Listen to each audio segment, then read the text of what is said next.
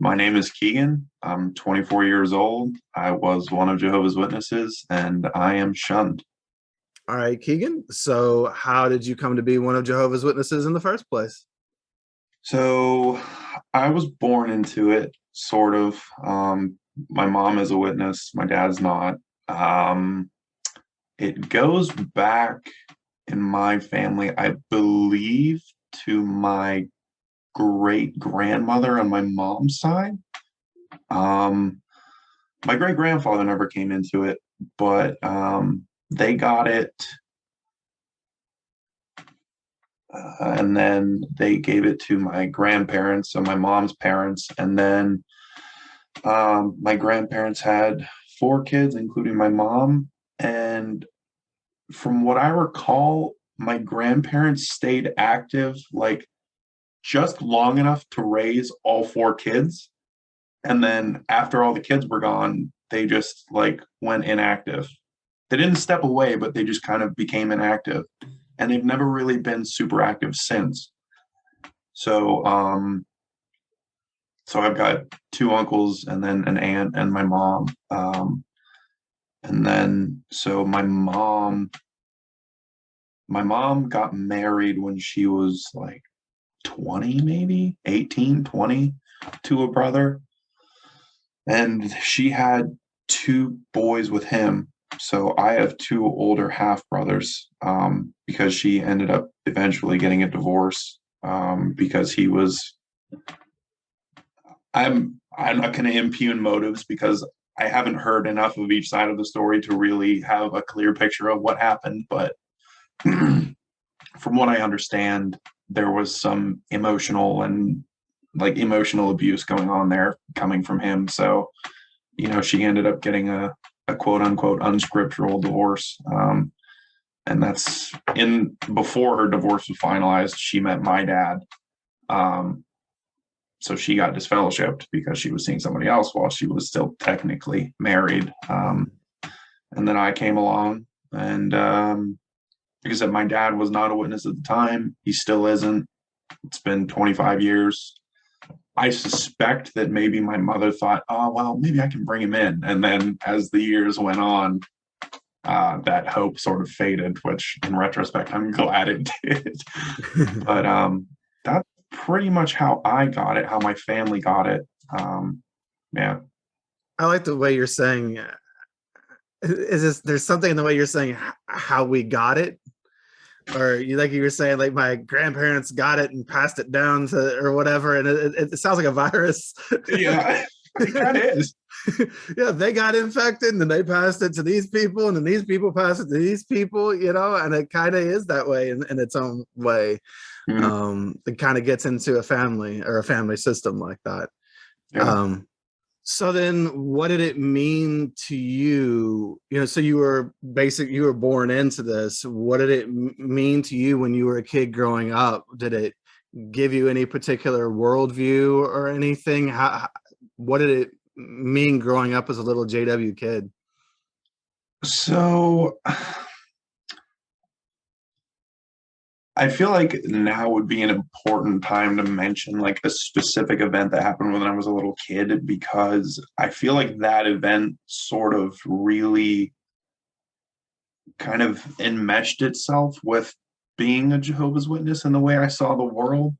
So when I was in like first grade, I don't know if I had assigned seat partners or not. I can't remember. It was first grade, but this kid who was in fourth grade decided that it would be cool to show me his genitals on the bus. And that led to eventually me finding out about pornography at a very young age, like first grade. I suspect that there's more to it than that, because looking back, it doesn't seem like that would be enough to lead a 5-year-old to something like that, but I don't know.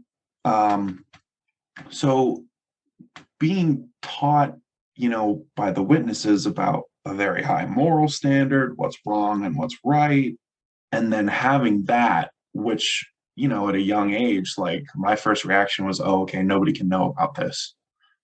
So really, I think between the beliefs of the witnesses that were instilled with me factored in with that event, I had like a lot of like just guilt and a lot of fear for me, because I would look at other people and be like, well, they're not witnesses, and so like obviously they're not really good association, but at the same time, what I'm doing in private, like I'm not really any better than them.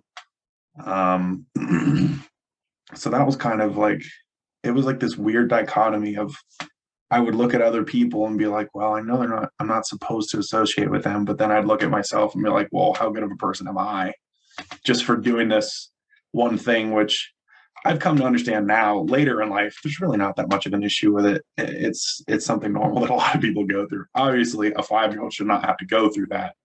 But I did. And, I'm here today because of it.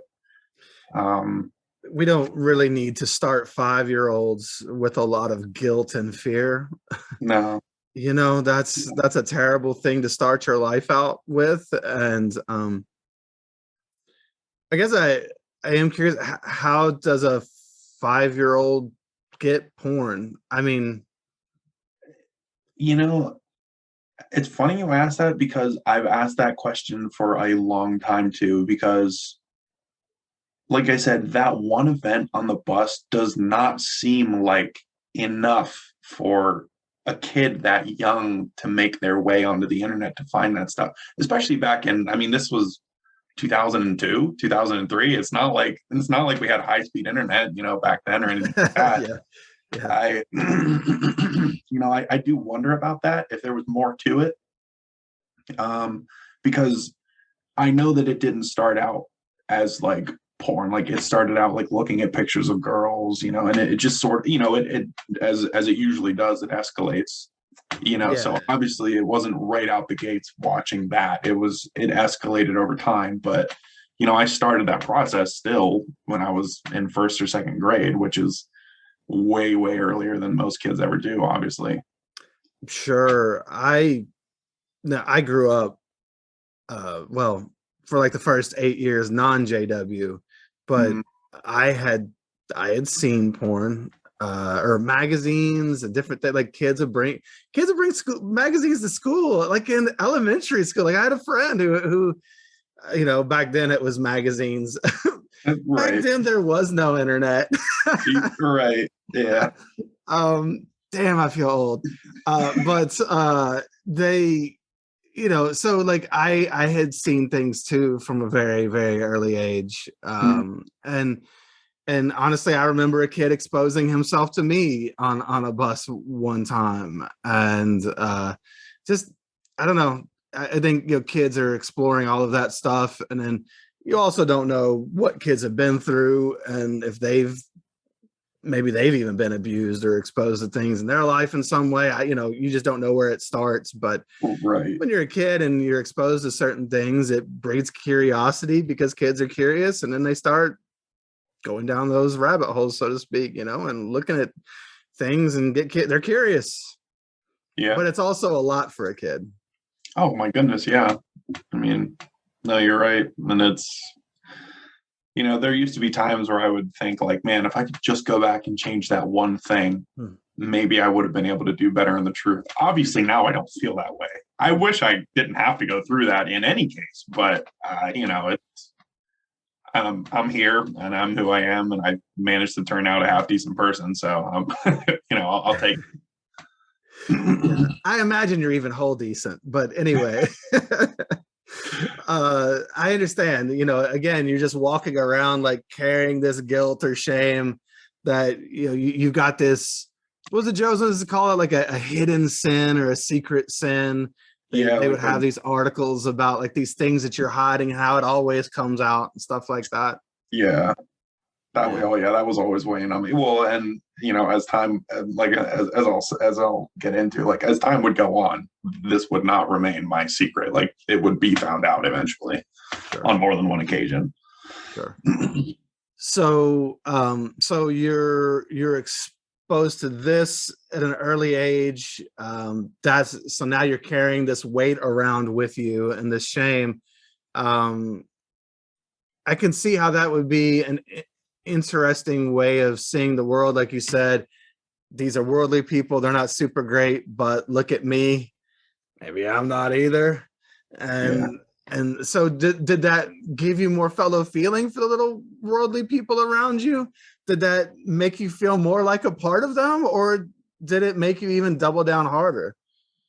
I I feel like I kind of did have empathy for other people, more empathy maybe than others, just because I having been through that, uh, and two, like I'll get into later, like my mom wasn't like a super dub when I was a kid. Like she would let me play with the worldly kids in the neighborhood, like whenever I wanted, usually. So I did end up becoming friends with them. And I guess too, my dad from a very young age tried to instill in me the value of critical thinking, which is obviously not something that they teach you in the cult. So I guess between like the guilt and the shame and like that kind of produced an empathy for others, and between what my dad taught me, like I was able to just look at people for what they did, not what they believed. Like I didn't, if somebody didn't believe the same as me, I feel like that wasn't like an immediate like, can't be friends. Um, I was just like, well, are they like drowning kittens in their spare time? Are if they're not, then like what's the big deal? Like look at what I'm doing in my spare time. Like they can't be worse than me. Which, because when you're a kid and you're raised as a witness and you have that stuff happen to you, you're like you think you're the worst person on the planet because you're watching porn in your free time, or. Oh, of course. Yeah. Yeah. I mean, there's a lot of people felt that way for many different things, whether it was porn or they cussed at school or they listened to music they weren't supposed to listen to or whatever, little thing it was, there was a lot of people feeling that way. For yourself, so you're exposed to this and it's kind of shaping the way that you're seeing yourself and the people around you. So let's cut a little bit to, so what was, you mentioned like you kind of grew up in a divided household, as they would say. Mhm. Um, what was life like at home for you? You touched on it just a little bit, but you've got this witness mom and this non-witness dad. Kind of what was the temperature of the room, so to speak? What was the environment like growing up? And you know, did it maybe even help having a worldly dad to balance anything out? In retrospect, now from where I'm sitting, I can see just how invaluable it was having a father who wasn't a witness. And that realization really came crashing down on me recently. But while I was growing up, that was not how I felt because that's not what I was told to feel at the meetings. Um, at home, things weren't too bad. We had our problems just like anyone else. My dad happened to be going to aircraft mechanic school like right as 9/11 happened. So Wow. there was a period where like we were like kind of pseudo homeless. But we did end up like we got a house. We managed to find our footing. But at home it was a little bit strange just because I as the years would go on, I could kind of see my mom's resolve to be like a strong witness parent kind of fade, just because I feel like she maybe had these expectations of bringing my dad into the truth, that never came to fruition. And the longer that went on, the more disillusioned that she got.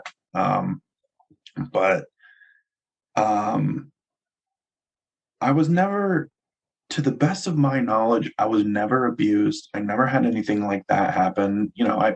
I got spanked, which, a lot of kids did. I didn't, I don't feel like it really messed me up at all. I didn't enjoy it. And a lot of times I'd be like, yeah, sure, go ahead, see if I care. But um, growing up until basically up until like 11, Um, it really wasn't anything out of the ordinary for me. Like I said, my mom would let me play with the kids in the neighborhood because, like, we kind of lived on a river town, and then the Kingdom Hall was like probably 15, 20 minutes away, and there wasn't really a whole lot in between. And most of the other people that went to that Kingdom Hall were like, they were out closer to the Kingdom Hall or on the other side of the Kingdom Hall to where I lived. So a lot of times it was just kind of inconvenient to try and schedule times for me to go hang out with the witness kids in the hall, whereas I could just go run around with the kids in the neighborhood. Sure. So a lot of times I would just do that. And it, I had a lot of fun with them. And, my mom would always be like, just remember, like, don't get too close. And I think there was one friend that I had who lived like right down the street from me. And at one point, I think my mom almost studied with his mom. And I think that's kind of why she was like okay with it, because I think she was trying to like get an in, and she's like, oh, our friends are kids. So, or our kids are friends. So there was that. School was school, I feel like was pretty kind of run of the mill for me. I mean, I don't think my mom ever sent me in with that pamphlet that you're supposed to give to your teachers that I'm a witness and I won't do this and this and this. Oh man, I I don't can't remember the name right now, but I remember the picture on the front of it and yeah, everything. Yeah. I don't know if I ever did School that or brochure is not. what we always just called it. Yeah, yeah. I can't remember if I did that or not, but like I remember always like sitting out for birthdays and Halloween and like doing the alternative activities, like going and like I was never involved with any of that, obviously, like no birthdays or anything like that. I always I always at least stood for the pledge just because like I don't know, my dad was ex-military, so I always kind of like was like it's at least like it's respectful at the very least to stand, like even if you're not going to play, like you can at least have the decency to stand up, So that's what Hmm. I always did. I always stood up because, like I said, that's kind of like that critical thinking that my dad gave me instead of just like that, like, oh, we don't support it at all. I'm like, oh, just be respectful. So that was my thing with the flag salute. Um, in the Kingdom Hall, uh, I had some friends. There weren't a lot of people my age. There was like one or two other kids that were like around my age that I got along with fairly well. Um, and I I still always felt out of place. Hmm. I kind of and I think it goes back to having been exposed to that imagery or whatever at such a young age. Like I always kind of felt like I had to like be on guard and like watch everything that I said. And I know that that's just the mindset that they instill in everybody, but I feel like especially for me, it was like I can't ever let anybody find out about what I'm doing in secret, because they'll like never look at me the same again. But at the same time, I remember at some point during my childhood, sometime between I keep using the age 11 as a marker, and you'll understand why later because a major event happened. But up until like 11, I vaguely remember there was one young brother in the hall that I think he was like a year or two younger than me. And I remember like being like a fairly young kid and like we experimented. And obviously, I mean, I'm pretty sure we got found out once. And I don't think it ever happened again after that. I don't know whatever happened to him. I'm assuming I don't know if he's telling the truth or anything like that. And obviously, like it's not my business. But it was weird because like I feel like I don't remember that being as big of a deal as I would have expected it to be. Like I don't ever remember like being taken into the back room or anything like that. And then again, my memories of my childhood are kind of spotty. So, Sure. so that happened. So like, congratulations. Now you have yet another horrible thing to feel guilty about because you're supposed to be this upright, morally superior person. Yeah, and kids kids do experiment, Yeah. and some of that can be part of a normal adult development. There people do experiment. Kids are curious, right? Yeah. But now some kids are also predatory because Right.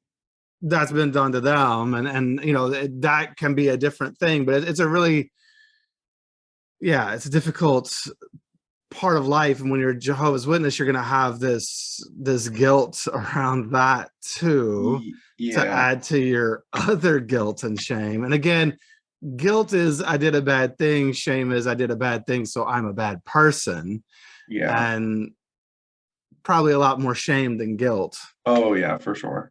Um, Um, and that's funny you bring that up. I guess I should probably, the way I remember it, it was experimentation. However, if for some reason that brother ends up listening to this at some point and he remembers it differently, I am very sorry if it wasn't the way I remember it, but that's just how I remembered it. Obviously, like now I have no, like I despise people that prey on other people in any form. I can't, I don't understand how people can rationalize that. Like I like that they can just like abuse other people. It drives me up a wall. But well, sure. And there's also, I mean, it's a difficult conversation, but I mean, there's difference between two peers right. experimenting and an adult or someone preying on children. Again, there's a lot of nuance there. There's a lot of experimentation and such that goes on that I'm sure many ex-JWs or JWs don't even realize it goes on Mm, outside of the witness world. yeah.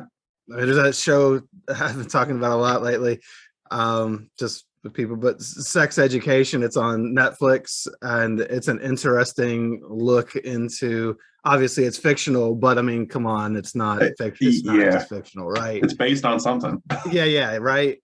And so, there's just it's a very complex issue. Mhm. Um, but apart from that, I want to make sure I go back and touch on one thing, and that is that piece of having your dad. This is just anecdotal. This is my observation, but it Mhm. seems to me that if you are raised, and I mean, it also just makes sense, but if you're raised with one parent who's out, or just never was a witness, then you have a better chance of waking up and Oh leaving. yeah. It's because you have that added exposure.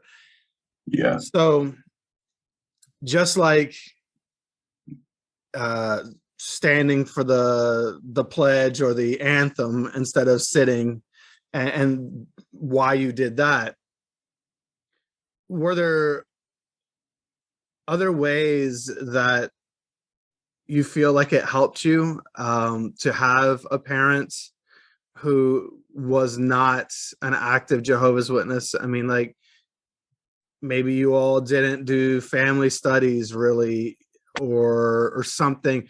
I just wonder if there were other ways in which it saved you in some ways that you may not even know yet. That might be Mhm. something you discover over time, but Right. there may be things that it protected you from. I definitely think there were other things that I've been realizing more and more as as time goes on and reflecting on the past. But like, so for one thing, it was really nice because being at home, it wasn't like it was 100% spiritual things all the time because my dad wasn't a witness. So like, I by the first time I ever studied with somebody else, like, because, they still study the Bible, like the Bible. Well, back then it was the Bible Teach, but they have a new one now, but it was the Bible Teach book when you were a kid. I studied that with another brother in the hall instead of my mom. And obviously I never did that with my dad, but I remember from a young age too, my dad, he told me, he said, I'm never going to try and convince you to believe what I believe. And I'm never going to be upset with you if you decide that you don't believe the way your mom believes. Hmm. And Wow. I think that definitely stuck with me somewhere in the back of my mind for a long time. And it's funny because throughout these last couple months, I have found out that he meant that when he said it. So he's been, like I said, he's been hugely supportive, which I'll get into later. But so that having that contrast to, like, going to meetings and thinking that you have the absolute universal truth and nobody else does, versus like my dad, he was like, I'm not going to try and push you or pull you any particular way. He's like, I'm going to be here for you as a father as best I can be. And you make whatever decision you're going to make as long as you're not hurting people. So I That had to definitely, have been a nice balance. it was, I definitely think that helped maybe curb some of the bad feelings I had throughout the years. Obviously, they were still there and they've destroyed me for a long time. And But it sounds like unfortunately, you maybe knew on some level that you had at least one person's acceptance. sort of, sometimes I feel like my dad has definitely become a better person as time has gone on. Sure. I feel like well, ideally that happens to everybody, but when I was younger, he was a little bit more like trigger happy when it came to, like, he just was a little bit more volatile. Like I said, he never hurt my mom, he never hurt me, he wasn't a drinker, like nothing like that. But I feel like, as time has gone on, he's become a lot less volatile, and a lot more apt to listen. So maybe when I was a kid, he might have gotten a little trigger happy with, Sure.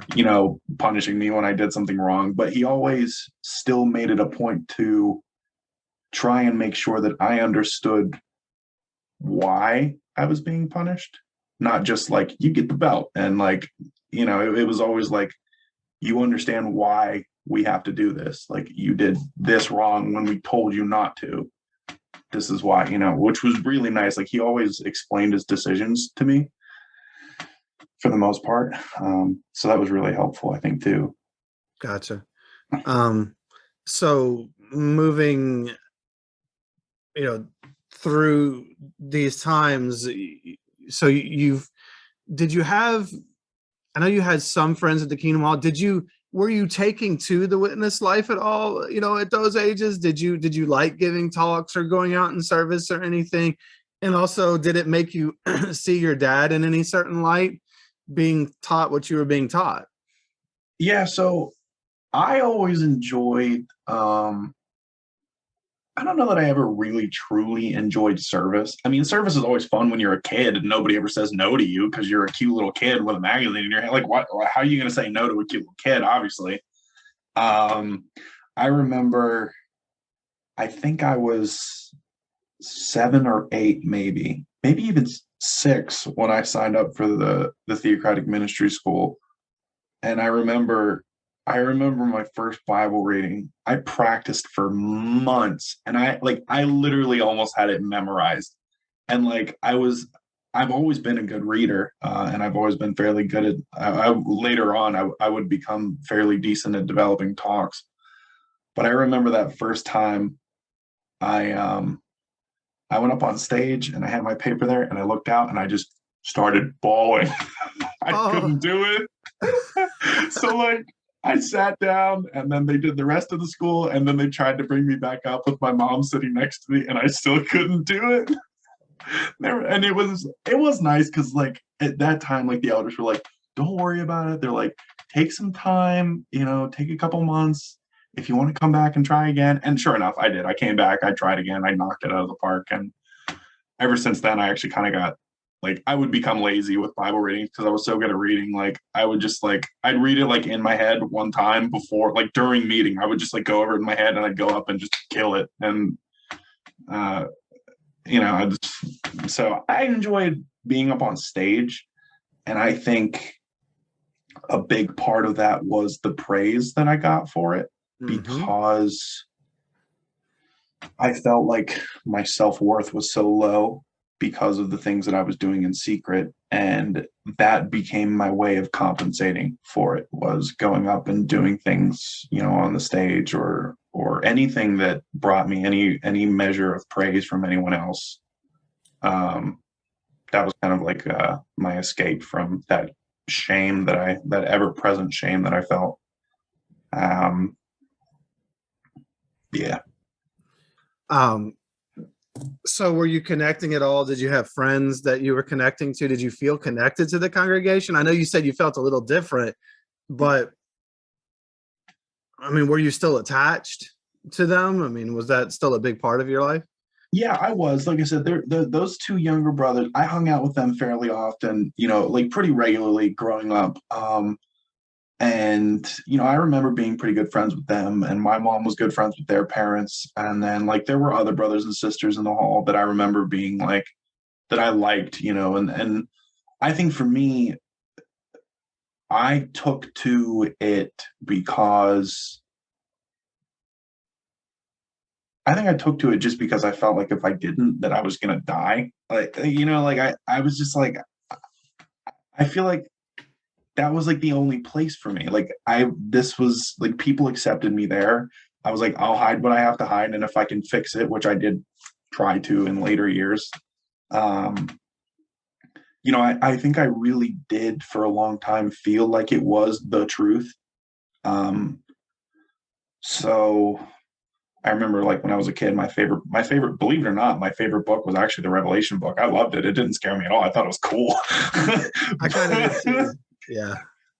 but, yeah, so I mean, I was close with the congregation. I remember, hanging out with even like some older brothers and sisters that were like, past my age. Like they would offer to take me out, and I think that it was kind of like a pity thing. Like they viewed me as like, oh, that poor kid. He lives in a divided household. Like we should help him out, and they did. I would go out with like, I would get invited to go do stuff. So I did feel a connection with the congregation. Um, at the same time, and I regret this in retrospect, but I've learned and matured. I I never really investigated my dad's beliefs a whole lot. I kind of just had like surface knowledge, but he believes vastly different. Well, on the surface, it would seem he believes vastly different from us. Like he believes in reincarnation and soul travel and dreams and all that stuff. And I don't fault him for that now. But when I was younger, I thought that like, and it does like the truth gives you that sort of sense of superiority. So like Mhm. while I appreciated the lessons about just being a good person that I got from him, I would look at what he believes and believed, and I'd be like, what kind of person would believe something like that? It was very prejudicial, and I feel horrible about it looking back, obviously, but but at the time, that is how I felt. Like, so it was weird because I had this dad that was like, I'll support you no matter what. But at the same time, I was like, how could he believe that? And, like, that doesn't make any sense. That's so dumb. And, not like it's so surreal thinking about all the things that I used to think about like now. But so that Well, was yeah, kind but of I like, mean, you're a kid. What chance did you have? That's how you were going to think and feel. That's how the adults around you thought and felt, and yeah, that's what you were being programmed really to mhm, think and feel. exactly. So it's part of the journey. Um, so how did things progress as you went toward teenagerhood? I know that there's something that apparently around 11.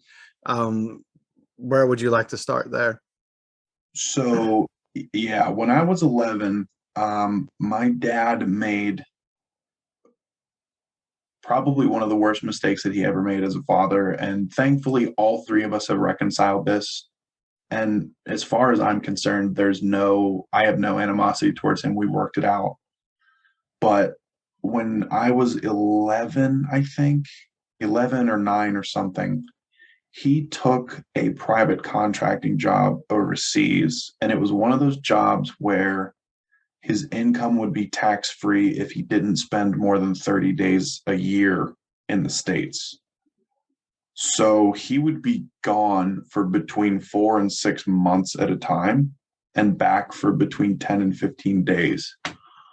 Um, so he was gone for basically 2 years, and he happened to time it. I hit puberty early. I hit it right after he left. So I turned into a monster at home because I grew 7 inches in a year. And I went from being shorter than my mom to being taller and bigger than her while she was wearing 4 inch heels. So like she couldn't parent me because like what could she do? Like I wouldn't listen to her, and it's not like she could punish me physically for it. And those years were pretty dark. I just I had a rebellious streak a mile and a half wide. I wouldn't listen to my mom. And, my dad would be like, if you don't listen to your mother, you're going to get it from me when I come back. And I would be like, well, he's only going to be back for 10 days. What's the worst he can do in 10 days? Like, I'll do whatever I want and deal with the consequences, when he comes back. Well, that's unfortunate because that kind of shows too that a lot of the discipline and respect was built on physical threats, Right. and not not necessarily more than that. So Mhm. it's At the kind of a tough time, thing. I can understand because my parents they've had debt for as long as I can remember. I don't know how much. I don't ask. It's not my business. But Financial problems are tough when it, you're yeah. in that So place. in his mind, he justified it by the financial impact that it would have, helping him pay off debt. And I can understand how he could have gotten there. Like I said, obviously we've worked through this now as a family. But at the time, it really, really ruined me. Like I was already dealing with all this guilt and shame from, what I was doing in secret. And I didn't have a dad around, to show me what I needed, the kind of person that I needed to be anymore. And I was like rebelling against my mom. Like I would go hang out with the kids in the neighborhood until like 12 o'clock, and she'd be like, like she just couldn't do anything. And I never, I never assaulted my mom, thankfully, not in, but I feel terrible, obviously, because, looking back, if I could have not treated my mom the way I did, I would have. And I have a lot more empathy for my mom and the decisions that she made now. But I just like I wouldn't listen to her. I was rebellious. I did all this stuff. I said terrible things to her and did terrible things. Um, and Almost like a 5-year-old kid who's been uh, carrying a tremendous amount of shame around daily in his entire his life, yeah, and then is going through all these physical and hormonal changes with a father who is now left and thinks he's doing the right thing to try to make some money to help the household, which I right. understand, but still it's just bad timing. And Yeah. yeah, you were a kid. hmm Yeah. I suppose I should insert a little bit of context here. I forgot to go back. So my two brothers from my mom's first marriage, they're both like a decade older than me. So by the time I was like 6, they were gone. They had one of them had gone to live with my grandparents, and one of them had gone to live with his dad. So they were pretty much out of the picture. Like from 6 onward, they were. I was an only child for all intents and purposes. I just felt I should kind of slide that in there. But Sure. so So you didn't really yeah, have anybody to balance you out. You didn't have no, anybody to no, I was bounce just things off of. You were just kind of out of control, it sounds like. yeah, pretty much I was. I remember one time I asked my mom if I could go to the roller rink with my friends. It was one of those things where like you go at like 9 o'clock and then they bring you back at like midnight. And she was like, no. And I was like, all right, fine. And I just went anyway. I just like told my friends, I was like, oh yeah, she said it's fine. And you know, I went to the roller rink, and then we went back to my friend's house, and I was at my friend's house until 2 in the morning. And then I didn't want to go back home. So I slept in a dugout on like the baseball field at the back of town. And then I finally walked back to my house, and like there was an elder and his wife there with my mom, and she was, obviously she was. I regret having put her through that, because Sure. if my child ever did that to me, I'd be, I would not be very happy, and I'd be, scared out of my mind. But um, so that happened. And then during that period while my dad was gone, my mom and I went to go visit some of my family, like my grandparents, and my brother, one of my brothers. But we were only supposed to be gone for like 6 weeks, and we ended up staying for 7 months. Uh, so I ended up going to school in Alaska briefly, where my family was. Oh wow. Yeah, my family's in Alaska. Oh, A lot of my mom's family's in Alaska. So and I guess I don't know if you've said where were you living? I was living in Pennsylvania at the time, like Yeah. on the other side of near the capital, near Harrisburg. So So Pennsylvania to Alaska. yeah, yeah. So I ended up going to school up there for a little while. This would have been seventh grade. It would have been the second half of seventh grade. Um, and I remember while I was in Alaska was one of the times that my secret addiction was discovered. The secret porn addiction, which by that time had evolved into masturbating too. Um, and I I remember my mom took me to go see this therapist.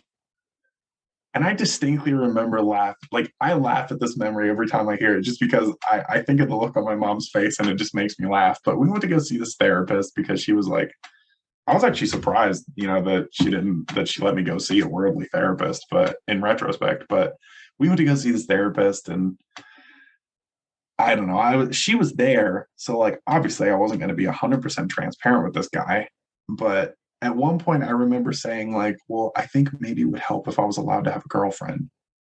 And my mom looked at me like I was insane. And then the therapist went, yeah, I think he might have a good point. And my mom was like, all right, we're done. And I was like, what? Why? I was like so dumbfounded. I was like, what just happened? She got professional. Now, granted, maybe he wasn't right. I was like, I don't even think I was barely a teenager. So like, obviously that was kind of a dumb idea, but I just laugh at that memory because it's funny. But so after that, we came back to Harrisburg. And Mhm. then shortly after that, I can't exactly remember the sequence of events, but basically, um, my dad's mom lived on the other side of Pennsylvania, where I am now, close to the Ohio-Pennsylvania border, and it became clear to us that she was having some money issues. So we packed up and we moved out here where I'm at now, and we basically moved in with her and took over like a big chunk of the bill. She lived in this like double wide trailer ranch. But so that was sort of an interesting transition because for a couple months my parents were still in Harrisburg and I was living with my grandma here in Pittsburgh. And like they weren't around for a couple months right when I started eighth grade. But they like I think I got here in like August and they came in like November because they had to take care of some things, sell the house, move, all that stuff. Um so eventually they got here and I started eighth grade. And I remember we kind of visited a couple different congregations because my mom was like, I want to find one that's going to be good for you because you're in your formative years. So we tried it at a couple different congregations, and I finally found one that I really liked. And then I I think I was in that congregation with my mom for like a month before a brother approached me and asked me if I wanted to have a Bible study, in the Bible Teach book. And at first I was like, I don't know, this guy seems kind of weird. Like, I'm not really sure. And my mom's like, just give it a try. And I'm like, all right, fine. So I said yes. Um, Up until my shunning this last week, he ended up becoming my like very best friend in the whole world. Obviously that's no longer a thing, but that was kind of like I feel like I got off to a quote unquote good start with the witnesses when I moved out to where I'm at now.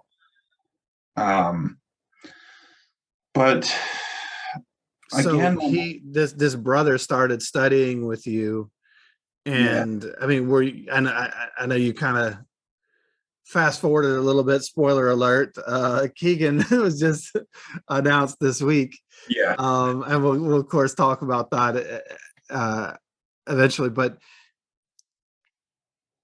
you said that, so did you take to it? I mean, I know you were reluctant, but did you take to it, or did you just become, were you just kind of friendly with this guy and that kind of helped? Or I actually really did take to it. It was nice. He had just gotten married, I think like a couple months before I had moved there. So a lot of times, like for the first couple weeks, like he would come over to our place and he would study with me. But then like he'd be like, "Hey, do you want to come bowling with me and my wife? Like we'll do the study and then we'll go bowling." Like he acted like a normal person. It was great. I loved it. um, so like I really got to know them. And then I feel like the friendship it wasn't just based around like the study. Like that wasn't like his primary objective, and everything else was like, no, he actually really did try and be my friend, which I appreciate. And he is a good guy, misguided as all witnesses are, sure. but I know that he has one of the most genuine hearts of anybody I've ever met for sure, which makes it all the sadder to see him stuck in there with a lot of other good people. But Mhm.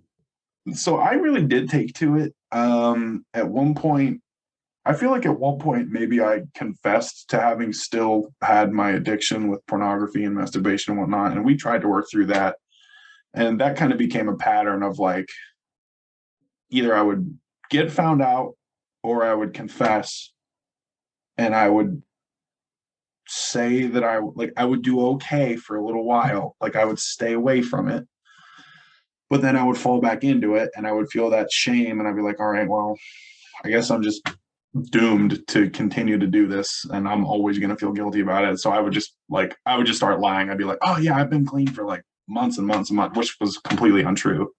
Um, so And eighth and nothing ninth is grade. fuel for addiction like shame. Oh my God, yeah. Oh, horrible. Shame, you feel shame because of the thing, and then you go deeper into it because you feel the shame.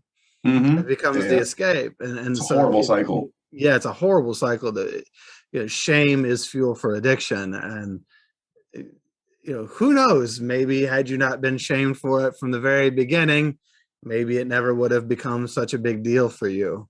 Right. Don't know, can't always say, but um, so now you're at this place where, and I really hate hearing this, but I guess where you're confessing to it and stuff like that, or getting found out, and Mhm. especially normal things like masturbation and such, that people are shamed for. Um, it's just, it's so sad that they are then privy to your personal business like that. Yeah. Yeah. And so was he supportive? I mean, I know it wasn't cheering you on in that way, but I'm Right. saying, was he difficult around that subject, or did he realize that you were struggling? Could he see that you were trying? I made it look like I was trying because I'm very good at making people see what I want them to see. Ah, yes. Well, yeah, we're all good at putting on masks because we had to survive. Yeah. I never really talked explicitly with him about the details of it. It was the elders in the hall at the time that I talked to because at the time he's an elder now, but at the time he wasn't even serving as a ministerial Okay. servant. Good guy, great guy. Like I said, eventually, like he is an elder now, but so I didn't really talk with him. He would just kind of like mention it, like, "Hi, hey, how you doing? Like, how's things going with that?" Like every couple weeks, he'd mention it, and I'd tell him what he needed to hear. Sure. And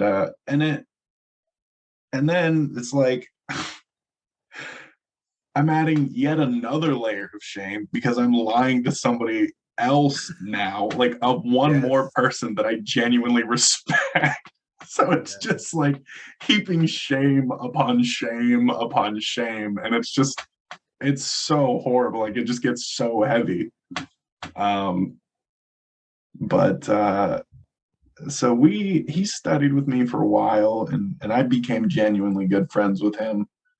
And Eighth and ninth grade was pretty it was pretty standard. Nothing really crazy happened. There was always kind of bad blood between my grandmother and my mom.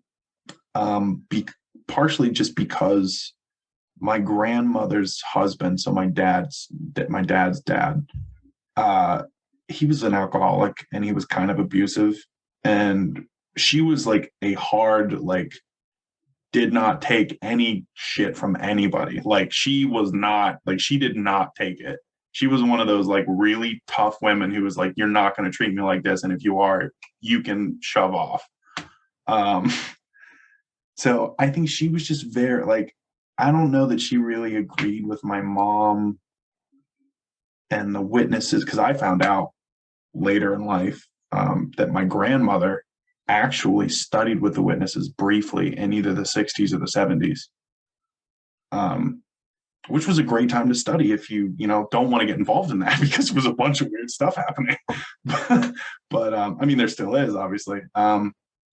So eighth and ninth grade was kind of weird, but the longer we lived with my grandmother, the more those tensions built between my grandmother and my mom. And then in between ninth and 10th grade, I found out about this performing arts school, like a charter school. I don't know if you know what a charter school is, where like your school taxes go to them instead of your home district, and you can it's still technically like free public school. Mm-hmm.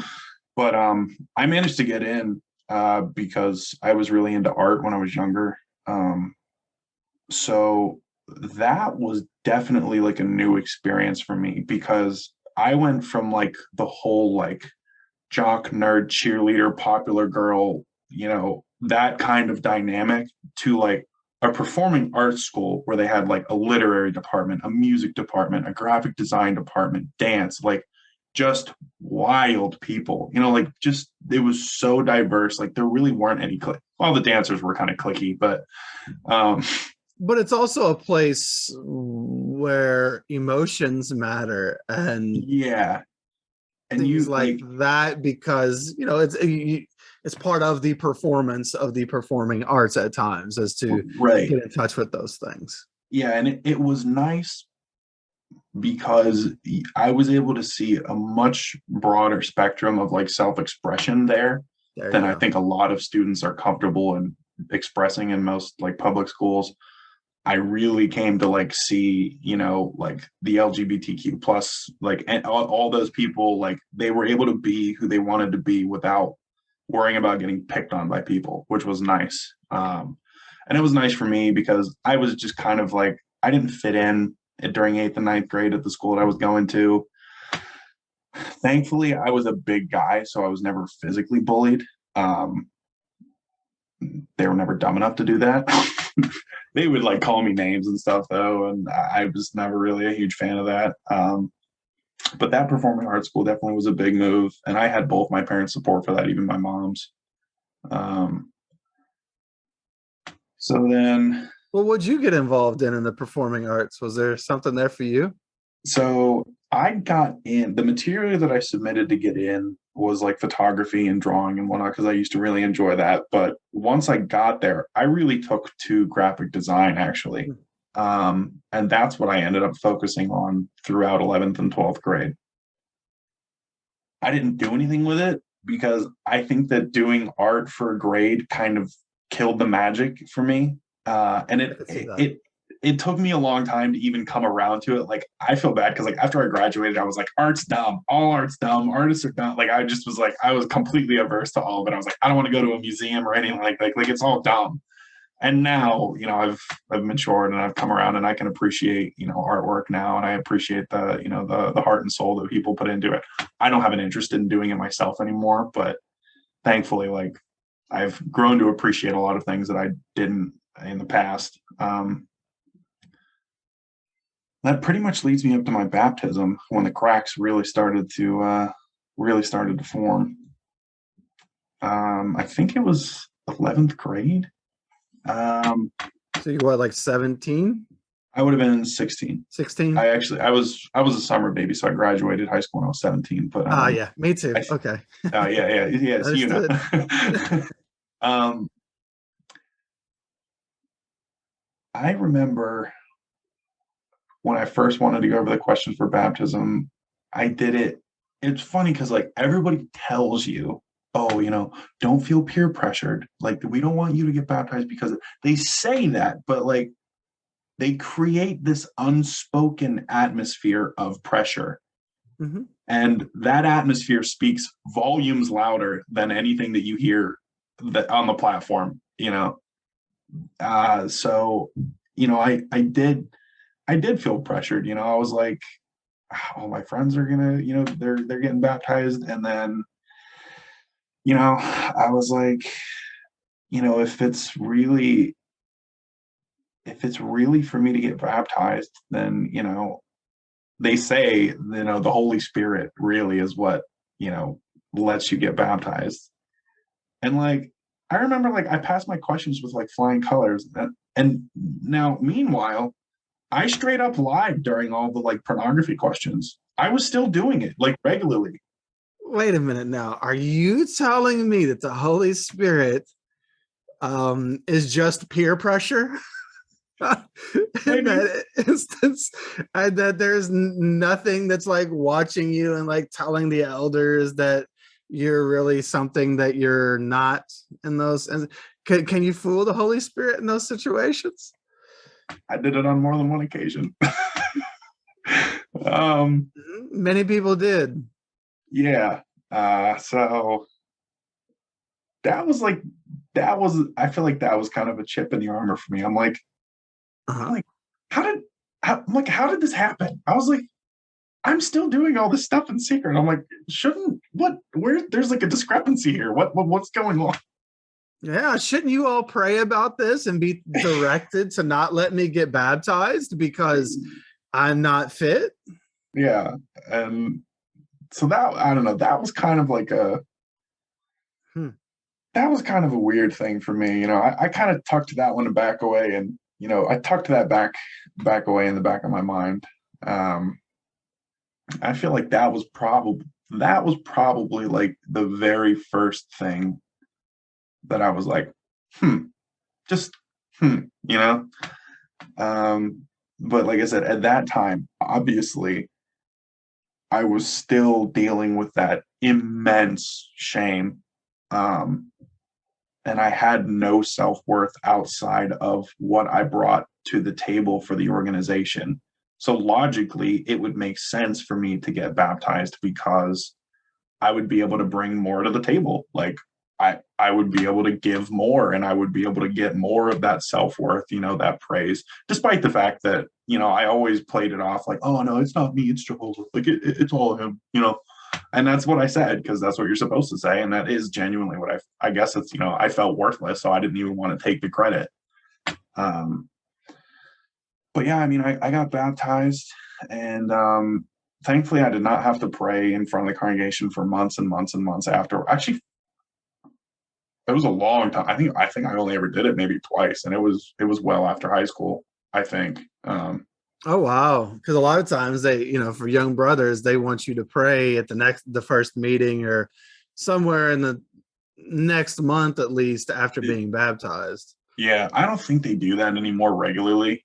I Oh, like okay. I don't think that's like a regular custom anymore, because it was a long time for me. At least like It all may the just depend on the area. I just know that's what they did here. yeah, right. I'm sure it's probably regional, but I did start up on mics pretty fast. And like I had that attitude of like, anything you guys need, let me know. Like anything I can do to like try and pull some self-worth into me. Like I'm just like, you got an assignment, let me know. And so like assemblies, conventions, like I'd go up to the brothers and be like, hey, if you need any help with anything, let me know. Like I'm down to volunteer. Like I was seeking to fill that like horrible, horrible shame void that was inside me. Yeah, I've got some Um, overcompensating to do. yeah. Oh yeah, it Yes. was. Yeah, and it, like I said, like that never stopped in my whole history of being a witness. Hmm. But so like throughout those last 3 years in high school, I never really publicized that I was a witness. Like I know I never told any of my teachers really, and if I because I I just, I don't know, like, I didn't want to be an outcast again. Like, I was already an outcast in my old school. I was like, and granted, you know, it's a little bit harder to be an outcast in a school where everyone's like expressing themselves. But now that I'm out, I can understand how people would kind of see that whole JW thing as like religious fanaticism, and they might not want to hang out with a kid like that. So I never really publicized that. I still remember actually during my senior year, the first time that I ever, the first time I ever smoked weed, my mother, we had this special show. It was called Ensemble Immersion, and it's a really cool show. It's a really cool idea because they would take the six departments like literary, music, dance, graphic. They would take all that, and they would get, like, if you wanted to be in it, you could send in an application, and the one teacher ran it. But it was literally like a multimedia show that the students wrote and performed themselves. Like, it was 100% original. We did all the decorations, all the acting, all the music. Like, we did it all in house. Nice. It was super cool. But I remember I wanted to go to the cast party afterwards and get stoned, so I lied to my mom about being tired and sleeping in my car. So that happened. So congratulations, another layer on the shame cake. But by that time, in my senior year, I was kind of starting to have trouble pressing the doubts down. You know, like, it was becoming a little bit more visible, like I was acting out a little bit. But at the same time, when I had my graduation walk, they do that thing where they announce like whatever that student's intentions are. And I remember when I graduated high school, they were like, Keagen is going to be like, has goals to like serve full time as one of Jehovah's Witnesses. I was just like, Oh why did I no. do that? I was like, in retrospect, I'm like, oh, that's so gross. Oh, that's so cringy. I didn't. Oh boy. Oh, and Now, I can't remember if that was my idea or not, but I was just looking back, I was just like, oh no. oh wow. Now I So don't the know. whole Now I'm school, wondering, like, did we do that? Did I say I don't something know. terrible there? I So don't my remember. entire graduating class heard that.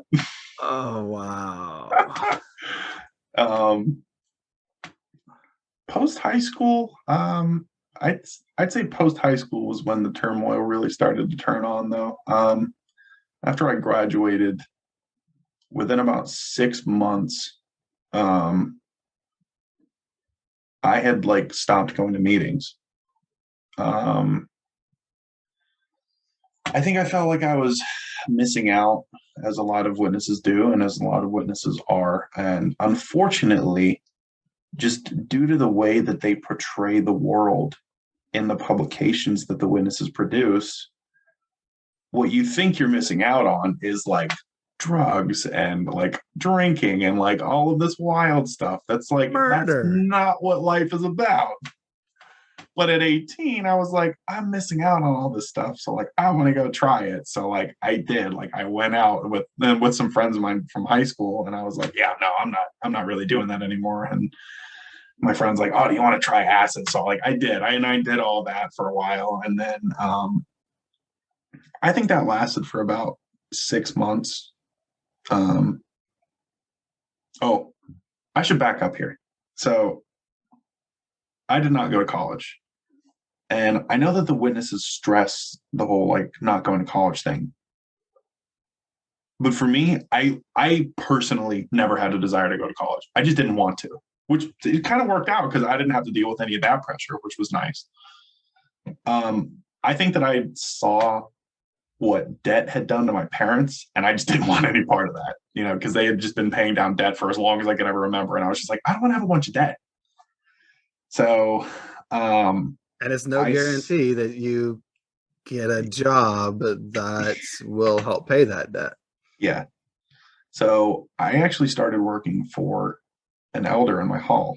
I went right into the workforce, and I love what I do. I paint houses, but it was kind of funny because, you know, I worked for witnesses. The whole company was witnesses, but the whole company wasn't really that many people.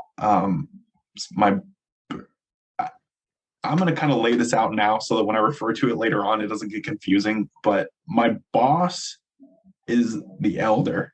He's the one that does all the bidding. I hardly ever see him. He signs my checks, does all the bidding. Who I will refer to as my foreman is my boss's older brother. My foreman is the one that I work with pretty regularly. Like I work with him every day in the field. Like he's the one that I actually paint houses with. And then there's their dad, who was actually an opposer until like the early 2000s. And he ended up getting baptized. But so I just wanted to like kind of clear that up now so that when I refer to stuff going forward, like it's not confusing. But so my boss was like an elder, and my foreman, he was one of those witnesses that was always kind of like on the fringes, you know. Um, he had been disfellowshipped once in his past, and when I met him, he had been engaged to somebody who was unbaptized for like 4 years at that point. I didn't find out until later on why, and I'm not going to get into it because it's not my business, and I don't want to go spilling about his personal life.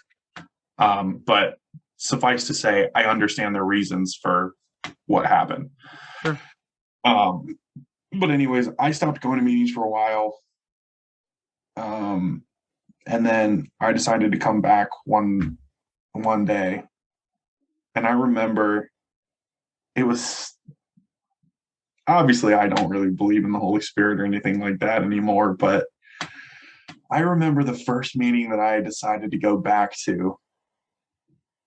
I was driving, and for the first time and only time ever in my life, a bird flew in front of my windshield and I hit the bird. And I was like, at the time, I was like, oh my God, that's Satan trying to keep me away from the meeting.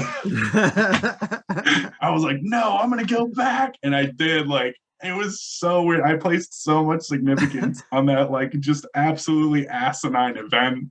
Yes. You know, and I was like, I was gung ho after that. Allow me to break in here for a second. This channel is made possible by you, the listener. If you appreciate what we're doing here, please consider supporting at patreon.com/shunned, or leave a review on iTunes or other platforms. Like and subscribe. All those things help the channel. If you're looking for merch, you can go get some Shunned swag from the shunnedpodcast.com website, or reach out there to be on the show. If you're looking for more ex-Jehovah's Witness content, I'll recommend my first podcast called This JW Life. You can find that on podcast apps as well as YouTube. And if you're feeling stuck in life, struggling to find happiness and community, maybe you're haunted by the past, beating yourself up, unsure of who you are or what you even want out of life now that you've lost this one identity that was given to you by a cult, reach out through my other sites like ex-JWhelp.com, that's ex-JWhelp.com, or storyworkscoaching.com. And let's see about working together to help you find a life that fits you and who you are, maybe for the first time ever. And now, back to our guest. Like I came back and I started going to meetings regularly. I started going out in service again. And I don't think I picked up a study anymore. Oh, you know what? No. When I came back, I started studying with an elder in my hall and a young brother who was about a year older than me, who had just been baptized a couple years beforehand. He was in the world, you know what I'm saying? He was in the world until like high school, and then him and his family came into the witnesses. So I was studying with that elder and that brother for a while. I think we were studying it was either the God's Love book or the Remain in Jehovah's Love book. There's two books that sound almost exactly the same, and I can't remember which is which. I can never remember which is which. But anyways, I was studying one of those books with them, and still, engaging in my private hell. I was still watching porn, still masturbating, and lying to them about it. And if I remember correctly, at some point, I did something And now I can't remember what it was, but I got publicly reproved. It was about 4 years ago. 4 years ago, I got publicly reproved. And then after that, Got publicly reproved, but you, I mean, was it just for like the porn addiction? I'm trying to remember what it was.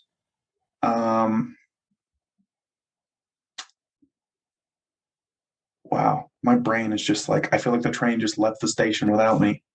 Interesting. Well, Um, maybe there's some trauma around that public approval. oh, never mind. I know what it was. Yeah, that's right. Okay, I Okay. remember. Um, And you don't have to say it's up oh to no, I you. know. I want to. It's healing for me though. I want to. I want to be as honest as I can because I know that I'm going to go back and listen to this and it'll be good for me and it'll be good for anybody else who does. But Sure. um, no, I think at some point I had started to like be a deviant again in my spare time. Like, and I had done some things publicly. Like, I think that I went out and did some things, and I'm not going to go into the details because it's not really. I don't really remember the details, but I did some things that the witnesses looked down on, and it was enough of a. I guess it was. It was basically like, I guess I think it was like an underage drinking thing. Like I had went to a show with a couple of other brothers Mm. and it was something that had happened like a year prior, but it had bothered me. And so I was like, hey, I'm gonna come clean about this. And I let the two other guys know. I was like, hey, listen, I'm gonna go talk to them about this. I was like, I don't want to blindside you. Like, I don't want you to get a call and be like, oh, he ratted us out. Like, I just wanted to I wanted to let them know. I was like, hey, listen, I'm gonna go talk to them about this. I know this happened like a year or two ago.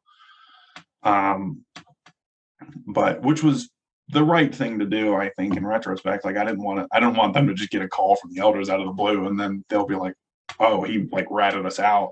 But I ended up getting publicly reproved for that, which kind of sucked. That that really that really took a toll on my mental health because like I just had add another layer of shame onto the heap of shame that I had already been, building. Yeah, your cake is getting pretty deep. A It lot of is. It's layers. getting pretty big. We're approaching like wedding cake territory here.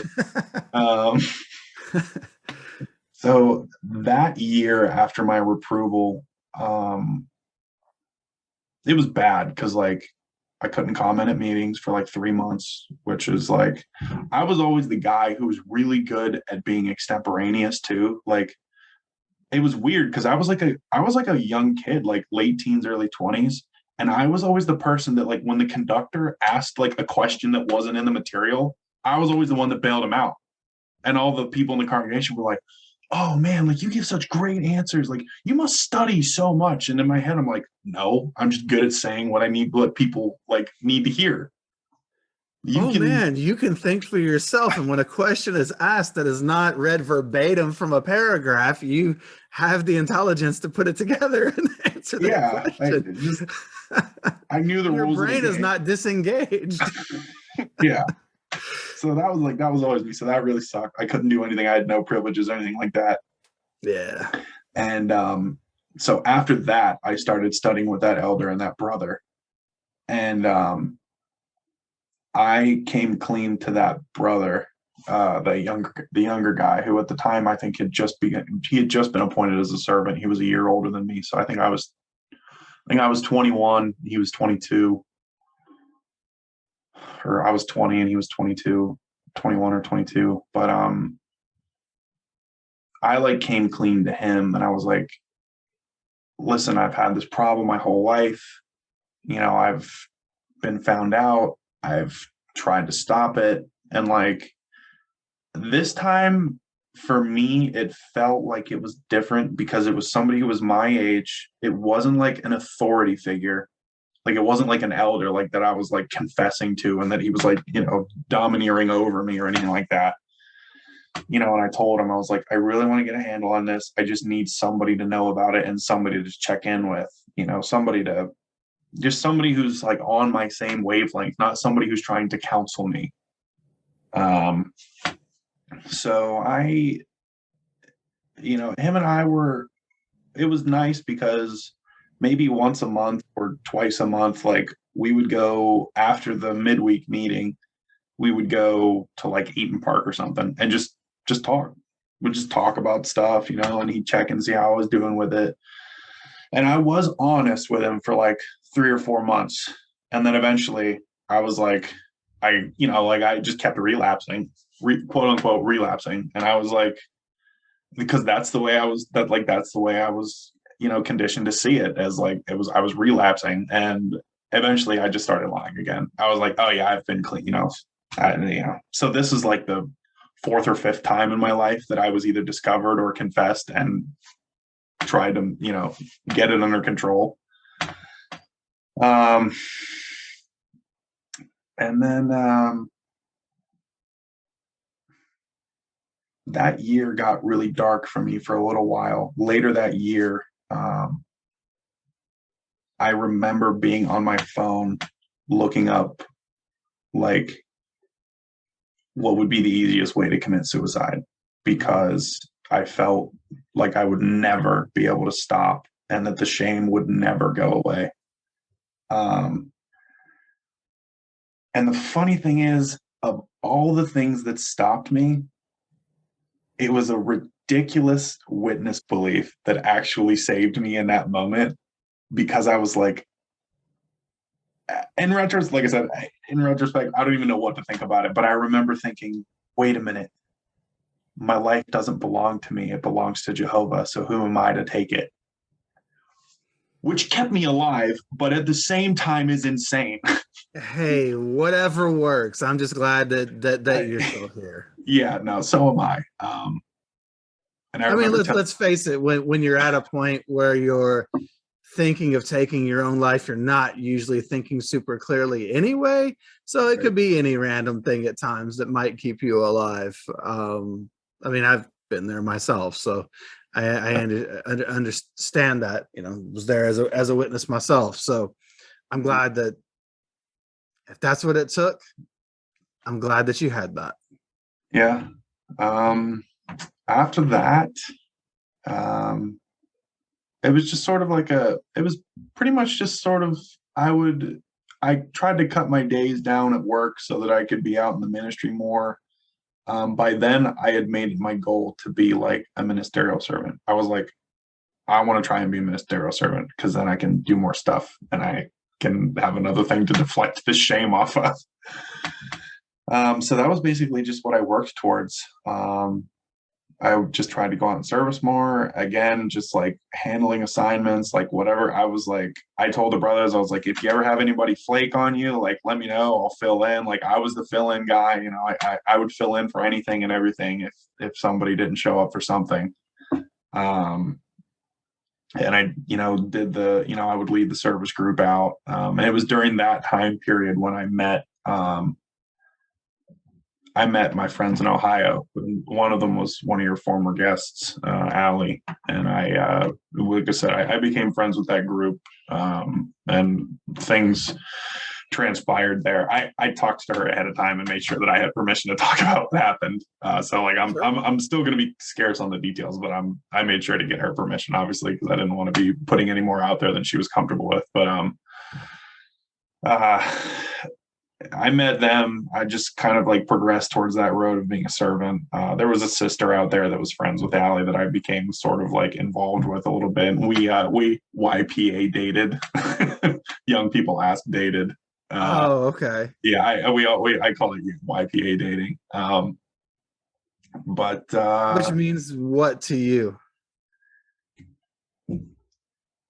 basically, like we were never physically affectionate, and I always denied that we were dating and that that's not why I was going out there. But I would go out there like once or twice a month to hang out with all of them, and I would spend most of my time talking to her. Okay, so you were really interested in her, but yeah, and I think she was too in me for a little while, but that ended up fading, and sure. I'm glad that didn't work out. That wasn't great for my mental health either. Good Lord, but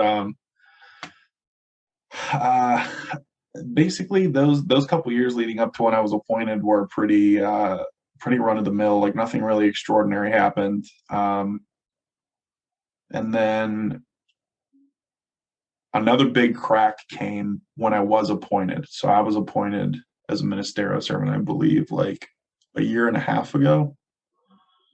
And that was another one of those times where I was like, I'm cheating the system. Like I'm doing this stuff in my private life and they're appointing me and they're saying the Holy Spirit appoints people. And I'm like, what?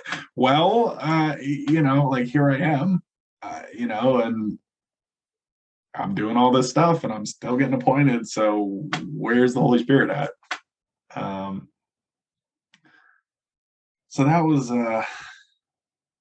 was another chip in the armor. And then I gave a couple parts on the meeting as a servant, and then eventually, due to situations with your former guest's home life, her and I became somewhat involved, even though we lived far away. And things happened. Her ex-husband, was not really a great guy,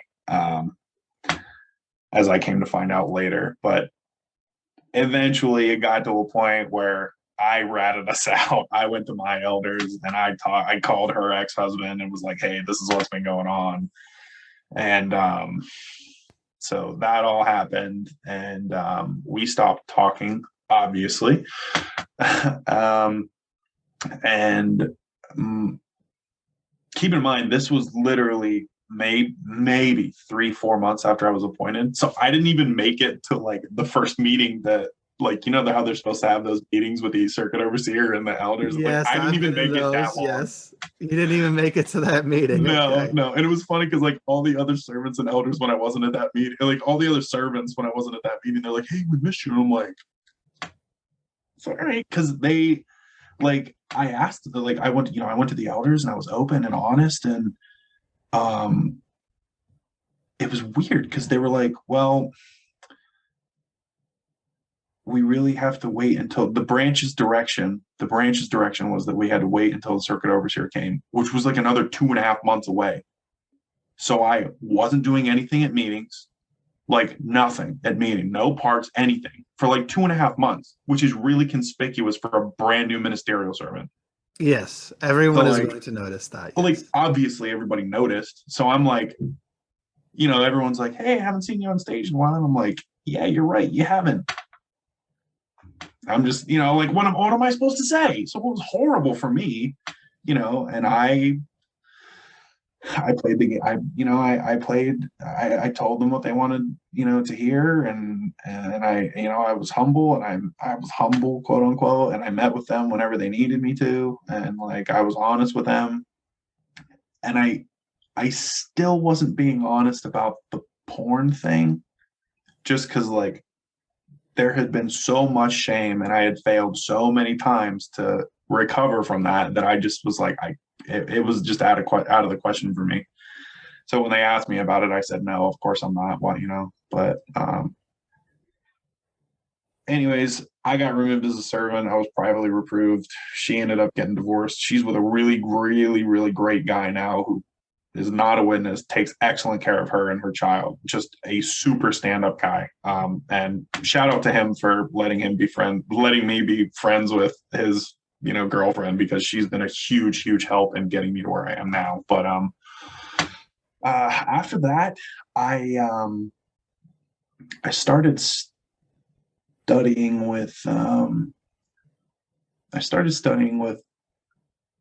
two elders, but it was like they would switch on and off one week. So like one week it would be one of them, and then the next week it would be the other one, and it was just like I went back and forth.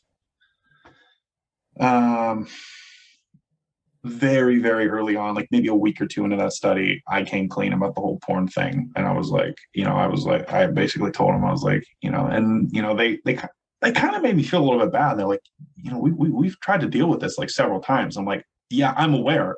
I know. But we've tried to help you. You mean it's not done yet? This is Yeah, about us. right. Yeah, exactly like that, and like I remember at one point, one of the elders was like, like I forget. We had I just remember this erroneous conversation where obviously the circuit overseer was not around for any of the sessions that I had, like the judicial committee or anything like that. He wasn't around. And I remember at one point after I was removed as a servant, like one of the elders, I was talking with him about something, I don't know what. And he was like, well, if I'm being honest, Keagen, he's like, the circuit overseer didn't seem like he really, you know, he didn't seem like, to him, it didn't seem like you were as sorry as you should have been. And I'm thinking in my head, I'm like, I was literally bawling during my judicial. I'm like, what do you want from me? Like, that's terrible. Like, don't tell me that. I Well, now I feel that way, but at the time I was like, oh, maybe he's right, because I just well, was like, yeah. How could the circuit overseer know? yeah. I'm like, I what, and that really bothered me. I'm like, what did you tell him to make him say that, or what did you not tell him? That actually bugged me for a while, and I addressed it later with another elder. I was like, listen, this was said. Do you know I have anything? And we talked it through, and I was like, all right, fine, whatever. I was like, let's just let bygones be bygones. But anyways, I started that study. So that study would have started about a year ago from today. And I still had a lot of the shame. It was the same thing. I was honest for a little while, for a couple weeks, a couple months, and then Wait a minute. Why do they keep studying with you? I don't know, just because Like you I don't know the answers to the questions by this point? What? you know what it was is they had a new publication come out. I don't know. Do you know the You Can Live Forever publication that they just released like a year or two ago? Nah, I've been out too long. I don't blame. Well, they basically. So do you remember the Bible Teach book and the God's Love book, like the two books that they study with you before and after? But Right. basically, they released a new publication like 18 months ago that's supposed to do what those two books do, but in one. So like And it's what do just those one now. books do? Exactly. What do they do? They yeah. It's designed to not be so question and answer. So it's not designed to be like, here's the paragraph, here's the question. The answer to the question is in the paragraph, next paragraph. Like it's supposedly designed to not be like that. It's Ah, it would because I wonder, maybe because that doesn't actually do anything and it's really easy to cheat that system. Um but so I think it was because that publication was new, and I was like, I really want to work on my relationship with Jehovah. I'm like, I know all of it, and I can tell. And I told him straight up, I was like, I can tell you everything you guys want to hear. I was like, I'm really good at that. I was like, I basically told him, I was like, you can ask me questions and I'll tell you exactly what you want to hear all day long because I know all the answers. I was like, it's sure. here. I know it all, but it's not here. So like that was my new determination, was to like put it in here. And I was just, so I was honest for a while. Same thing. I stopped being honest. Like I relapsed and I just started lying about it again. So then around June or July of last year, I went to go visit my family in Alaska briefly. And I came home from that trip and I had a full on emotional meltdown at work. Like I was crying for 3 hours while I was working. It was horrible. Um, and for many years beforehand, I had always suspected that I had depression and anxiety. I wonder why. Well, I mean, most ex-Jehovah's Witnesses have dealt with it either as ex-Jehovah's Witnesses or Jehovah's Witnesses because that's a byproduct of the system Exactly. and the family systems that Oh, exist there as well. no, exactly. So after that, like I had known there had been one or two occasions in the past where I had thought about seeing a therapist or something like that. And I ended up like, like too much time would pass and the status quo would resume. And I'd be like, oh no, I'm fine. I can get through this. I'll be okay.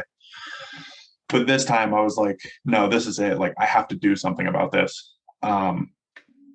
So I just scheduled an appointment with a doctor and I was like, I walked in, they're like, how can I help you? And I'm like, I'm pretty sure I have depression and anxiety. And she was like, all right, well, let's run a screen for those things. And I answered a couple questionnaires and she was like, well, yeah, it looks like you've got general anxiety and depression, and I had real bad social anxiety too. And she's like, all right, well, we're going to start you on this antidepressant. And that is where everything started to change. Um, I would say that was the pivotal point for me. Uh, that was what enabled these last 8 months of me being able to get out. Um, I started on that, and one of the two more predominant side effects of the SSRI that I'm on is either a decreased sex drive or emotional blunting. I went into it thinking, oh, maybe it'll decrease my sex drive and I won't be so like, I'll finally be able to break it. That didn't happen. I got the other one. I got emotional blunting. And what it did is it completely got rid of all of my shame and my guilt. I didn't feel it anymore at all. It was awesome. I just got lucky, I guess. I don't know, but it started out with like small stuff where like I wouldn't study for meeting and I'd be like, whatever. I didn't study. Like, so what? Or like I'd miss a day in service and I'd be like, so what? It's not the end of the world. So like the absence of doing things that I should have been doing wasn't bothering me. And then it was like, well, maybe I should go out and do this. And I would go out and do it and I'd be like, oh, okay, that was fun.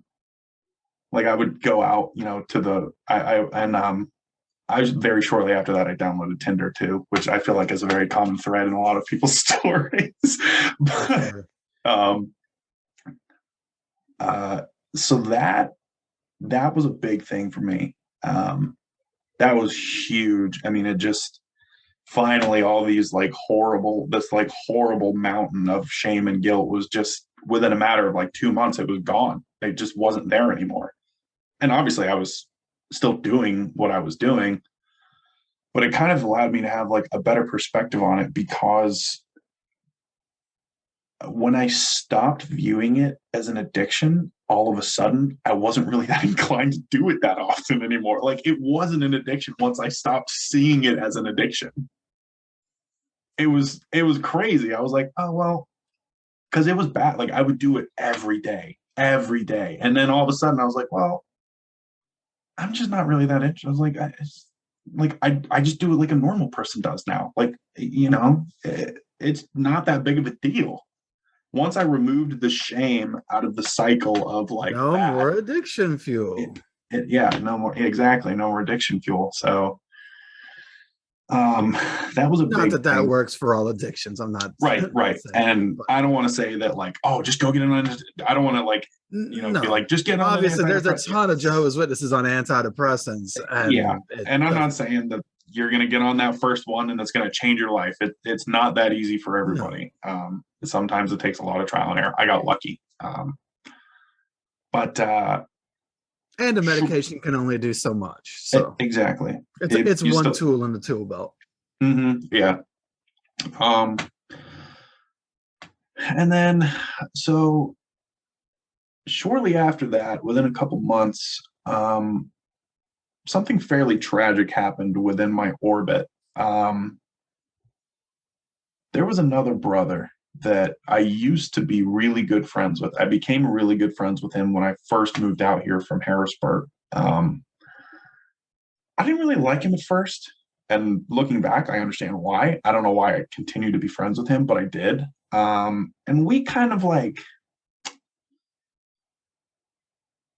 were kind of like those two brothers who like we never did anything that was worthy. Well, we did a couple times things that were worthy of being like reproved, but like we kind of did stuff that was outside the lines with each other and like with like one other brother, and we just kind of decided to not tell anybody about it because we didn't feel like it was that big of a deal.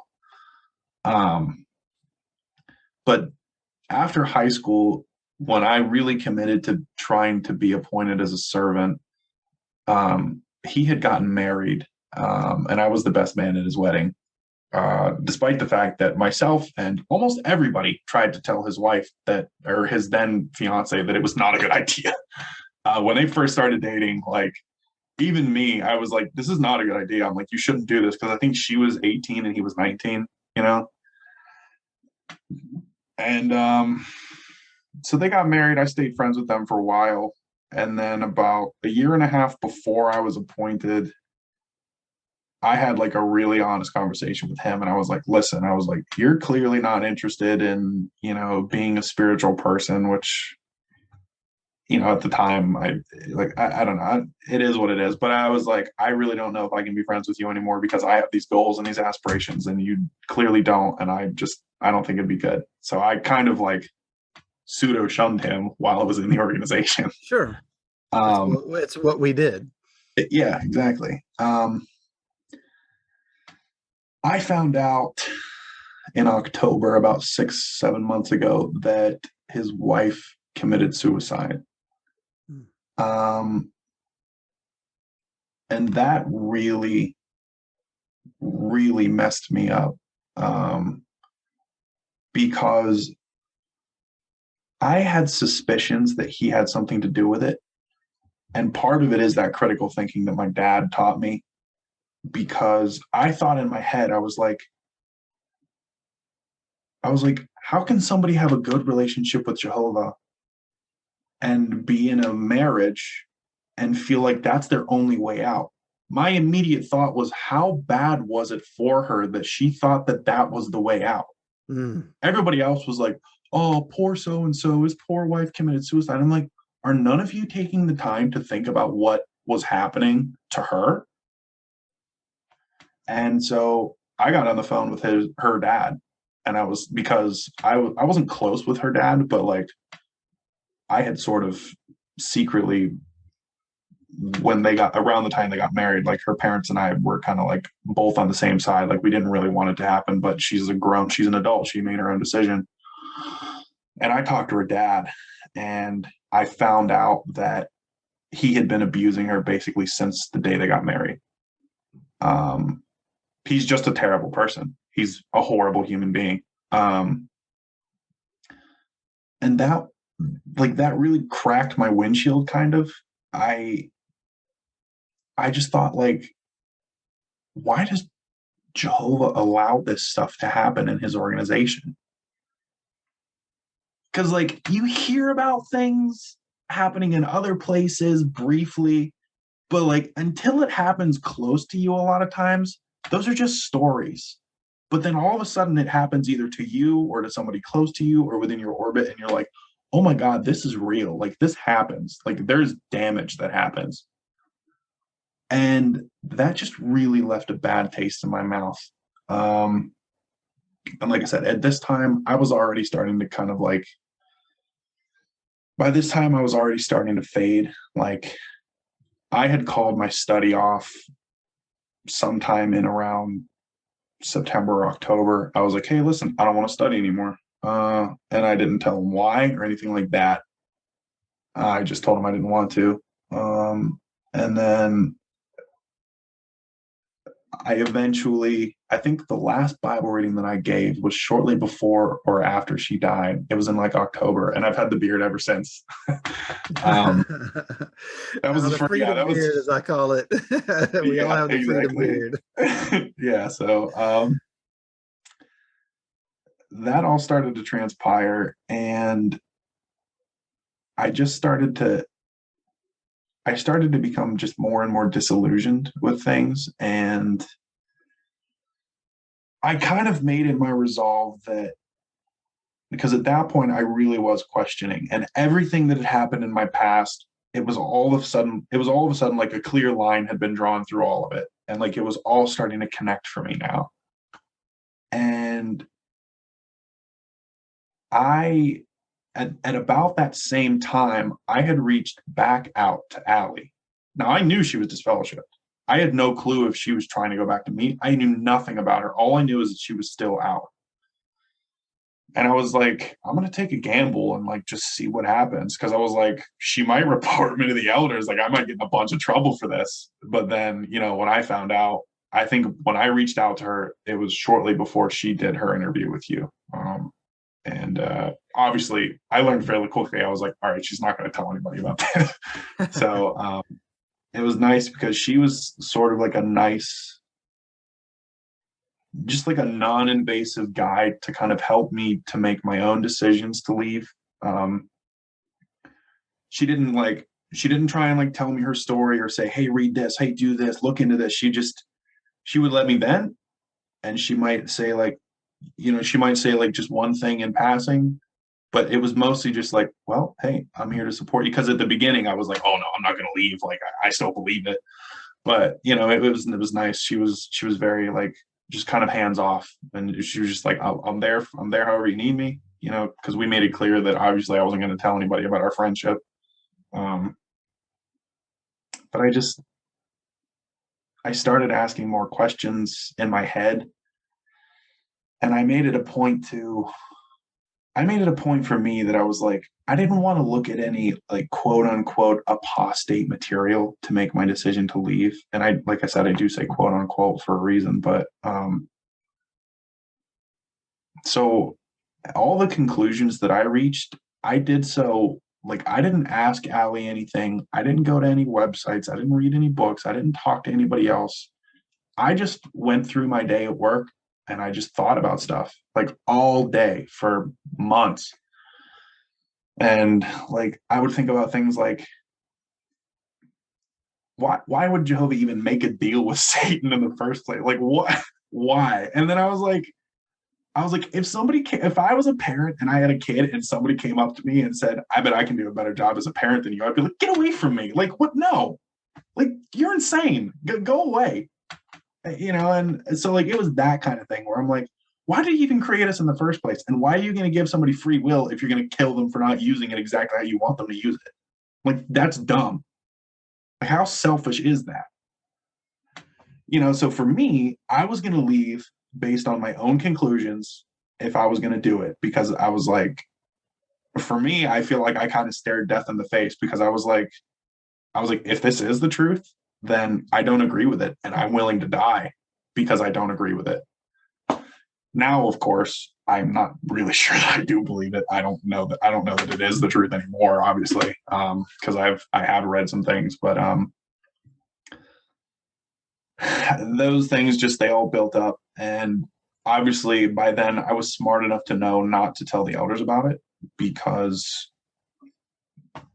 they're not going to give me the answers I'm looking for, because they don't have the answers to those questions. There's a specific number or set of questions that they have these pre-designed answers for.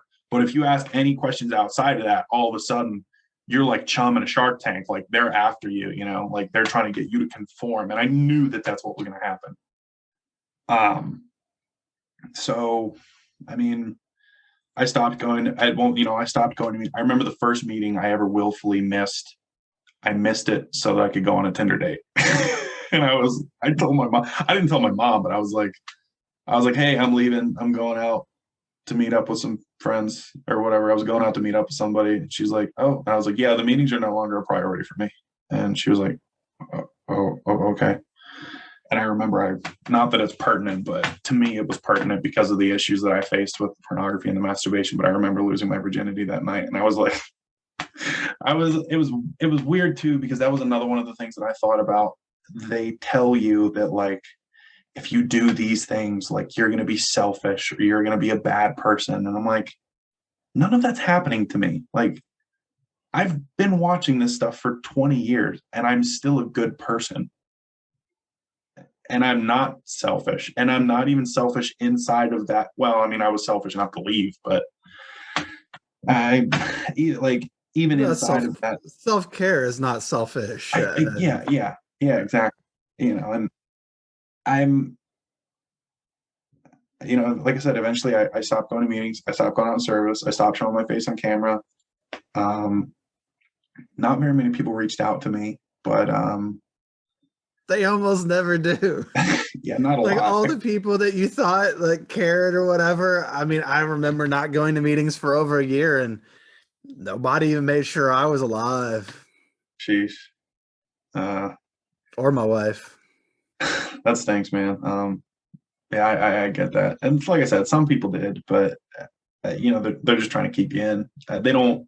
I think a lot of people don't realize that they're just trying to keep you in, but in reality, that is it. They're just trying to keep you in. Some people know better and they know what they're doing. A lot of people don't. So what is more selfish, you being you or someone else expecting you to be someone you're not to make them happy? Exactly. Exactly. And around the end of December, I went back up to see my family in Alaska. I have one brother who is a witness and one brother who is not.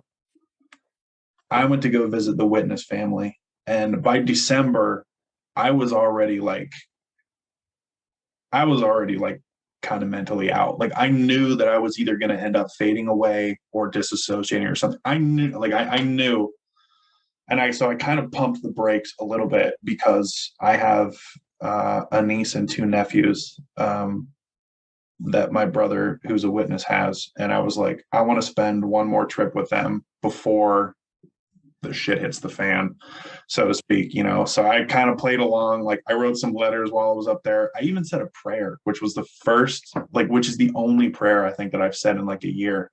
And I could feel it. It was just words. Like it was just words coming out of my vocal box. That's all it was. And I was like, you know, while I was up there, I was like, I felt nothing when it came to like spiritual things. Like these are just words I'm writing down on paper, and they're just words coming out of my mouth. Like it's nothing to me anymore. But I wanted to have that last visit with my niece and my nephews because I knew what was about to be stripped from me because I knew that my decision was pretty much imminent at that point. And so these last probably 10 weeks or so, um, you know, I started to make like a clean break. I found out about the ARC and I was like, I'd never even heard of that. I didn't even know what the heck it was. I found out about that and I dove deep on that. Um, and then that was pretty much it. Allie had sent me something and I was like, all right, that's it. I'm done. And I called up my Kobe and I was like, hey, listen, I don't want to be a witness anymore. Fun fact, I found out you can get disfellowship without a letter or a judicial committee. They did it with me based on a text and a phone call. You don't need a letter or a judicial Oh, committee to do it. what they did was they disassociated you essentially because you had said you didn't want to be one. Yeah, yeah. But they don't need it in written form anymore, I guess, apparently. Um, but yeah, It so depends on yeah, there are it's elders who won't even accept a letter at times. yeah, it's weird. It They do what depends they on need. the elder you talk to. Mhm. Um, but you know, I tried to treat anybody that I spoke to with respect. You know, I was just like, listen, I respect you, but this is my choice, and you're not going to get me to change my mind. And I basically told them I was, you know, I called my Kobe and I was like, hey, I don't want to be witness. And we had the whole spiel where he tried to get me to change my mind. Obviously, that didn't work. I'm here. um, and then I got a text couple days later from another elder that was like, hey, you know, the elder body got three brothers together to meet with you like tomorrow at this time. They're like, would that work for you? And I'm like, I'm assuming it's a judicial committee. And I'm like, it's three brothers. That's a judicial committee. And I asked him, I was like, I'm assuming this is a judicial committee. And he's like, no, it's not. It's just we just want to find out exactly what you know you're saying. I'm like, don't lie to me. Three brothers is a judicial committee. That's the only time they get three brothers together ever.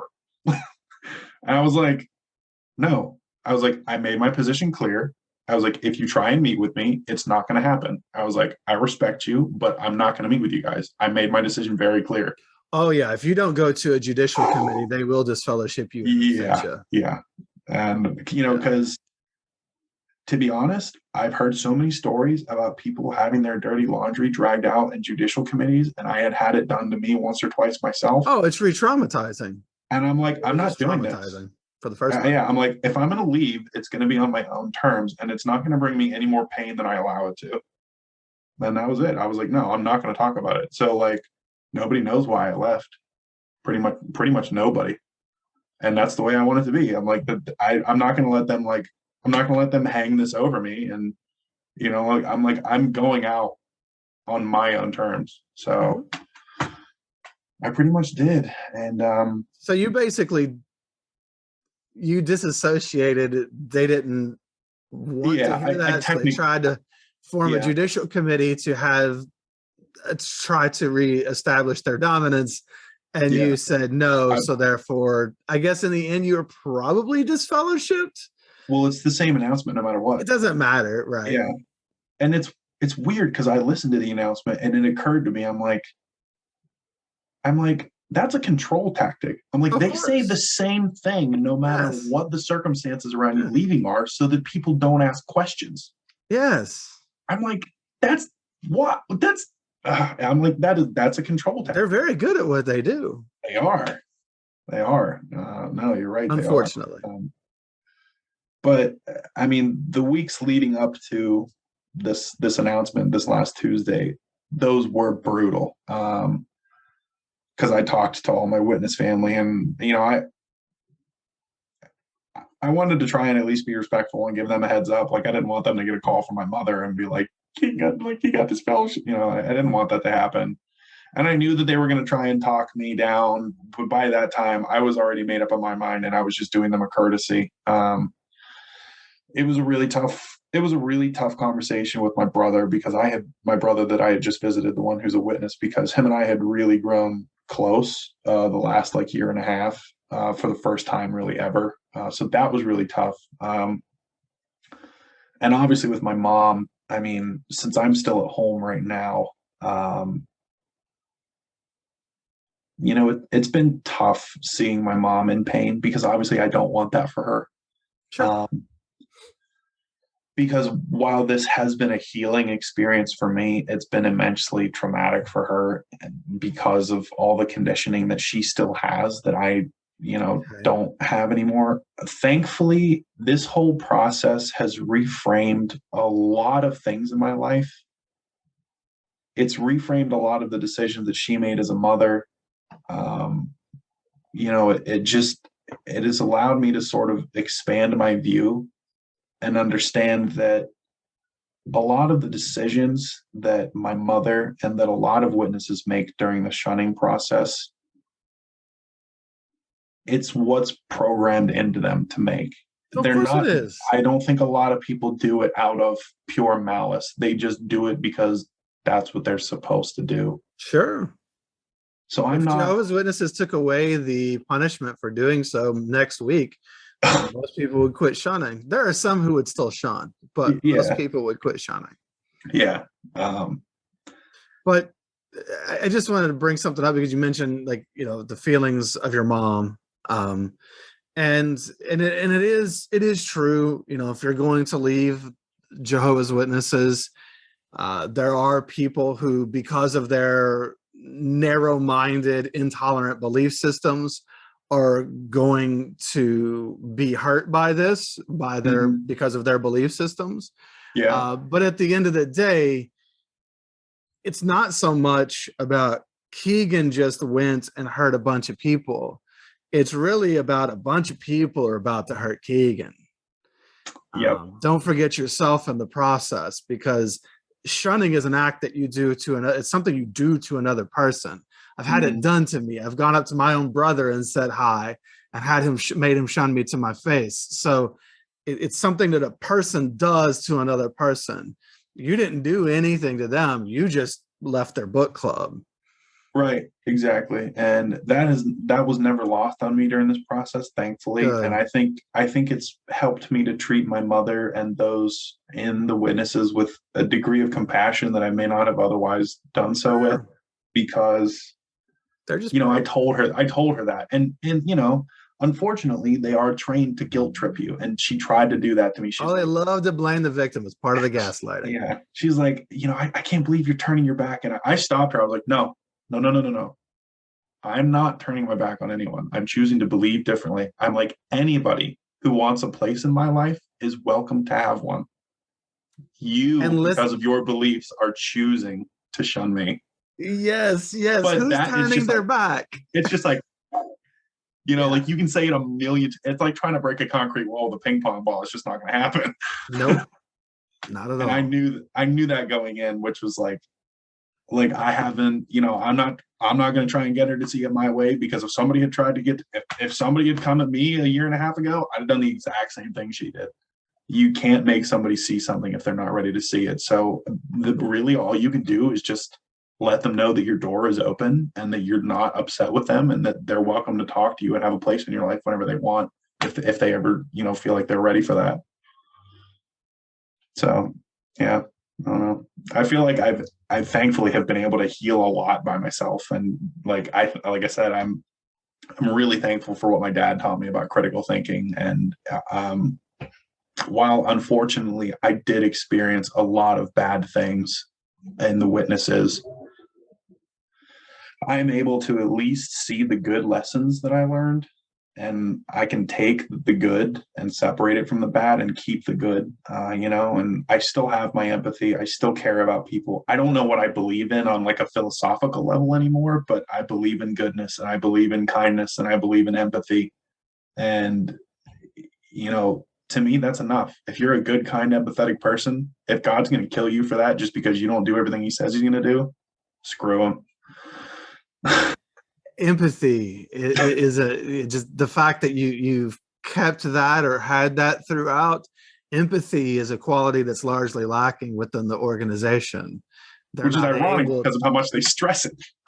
Well, yeah, absolutely, right. They don't have empathy. They're not able to put themselves into other people's shoes. They're not able to do that for the most part, and it's usually about them and their feelings. And so it's very difficult. So the people who leave are often people who have some part of their base humanity that never got fully destroyed, and they've still got that. And that often is part of what leads them out, and to some degree, because again, while even our family members, they may care for us, but they don't really know what love is. They're only able to really love the things that are just like them or that do what they want a lot of times. Yeah. And so they lack that ability to really empathize with anybody else. And it's just if your greatest hope is that your God murders 8 billion people so that 8 million people can be happy, then you kind of have to turn off your empathy towards other people. Yeah. Kind of That hard to kind of gets have. thrown by the wayside. Yeah, it's tough to have that and to endure. Mm-hmm. So I guess I know people today really don't, in the congregation, I guess, wouldn't even know why you left. Mm-hmm. You're talking today about some of those things, and you have sat and done a lot of thinking on your own and everything about this stuff. Were there any resources or was there anything that did help you along the path? Was there anything that you were able to partake of even, right? Because like you were saying, you didn't want anything that was going to, you weren't looking to be convinced necessarily. Right. I don't want to sound like a sellout, but your podcast kind of helped. Because like I said, right when I got back in touch with Allie, she was just getting ready, I think, to record with you. Or maybe she already had, and her episode was getting ready to come out. And her episode was like the first one that I ever listened to, because and I wasn't sure if I was going to listen to it at first, because I didn't want to like be influenced by outside things, but I particularly mentally diseased apostates like me. Oh yeah. So I listened to her episode, and that was like big for me because I got the whole story, not just the story that the two judicial committees were telling. That was good for me. I think just taking the time, because a lot of people, when they wake up, they might feel inclined to try and take others that they care about with them. And as noble as that is, it's not a good idea. Um, so for me, I think just keeping quiet for a little while kind of helped because I was able to really think through to the end and like what the consequences of everything was going to be. I knew how much I was going to lose. So I took that time to try and start building a new community that would be there for me on the other Very side. smart. So I started reaching back out to friends that I had left behind. And it's funny because when I got back on Facebook, I made a post and I pinned it to my page and I was like, if you just got a friend request from me after years of me not talking to you, I'm really sorry. I basically was like, this is why. I was like, I'm happy to have you back in my life, if you'll have me. Um, so I think that was important, is building some semblance of a community if you can before your disfellowship, so that you have something on the other side as opposed to just trying to bare knuckle it right like after your announcement and have to do all that work beforehand. Um, Do yeah, you, and my dad, I think I had a couple frank talks with my dad over the last couple months, and man, I remember crying into my dad's shoulder a couple weeks ago, and I just like it all hit me how much of a great father that he was, and how much credit I didn't give him, and like I don't know if he ever listens to this. I just want him to know that I love him so much, and that I would not have been able to become the man that I am without him. And he just I love and respect him so much more now that I've been through all this than I ever have, and I'm so appreciative of everything that he raised me to believe. that's awesome. Shout out to Keagen's dad.